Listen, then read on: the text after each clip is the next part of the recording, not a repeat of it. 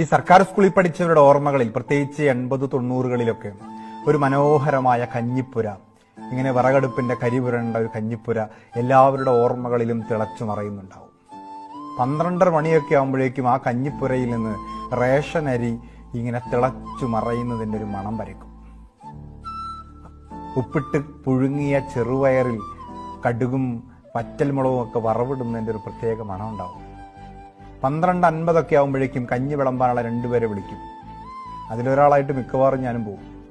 അവിടെ എത്തി കഞ്ഞിയൊക്കെ കുട്ടികൾക്ക് വിളമ്പിക്കൊടുത്ത് പാത്രം കഴുകാനൊക്കെ സഹായിച്ചു കഴിഞ്ഞാൽ അവിടെ ബാക്കി വരുന്ന ചെറുപയറിൽ ഒരധിക പങ്ക് മറ്റു കുട്ടികൾക്ക് കൊടുത്തതിനേക്കാൾ ഒരു അധിക പങ്ക് നമുക്ക് കിട്ടും. അവിടെ പറമ്പിലൊക്കെയുള്ള കാന്താരിമുളകൊക്കെ അരച്ചു ചേർത്ത് ഉപ്പും ചേർത്ത് ഒരു നല്ല ചമ്മന്തി, ചിലപ്പോൾ ഒരു ചുട്ട പപ്പടമൊക്കെ സ്നേഹമായിട്ട് തരും. അങ്ങനെ തരുന്നയാളെ നമ്മൾ വിളിക്കുന്നത് കഞ്ഞി അമ്മ എന്നാണ്. ആ സ്കൂളിൽ എല്ലാവർക്കും ഒരു അമ്മയാണ്. വീട് വിട്ട് സ്കൂളിലെത്തുമ്പോൾ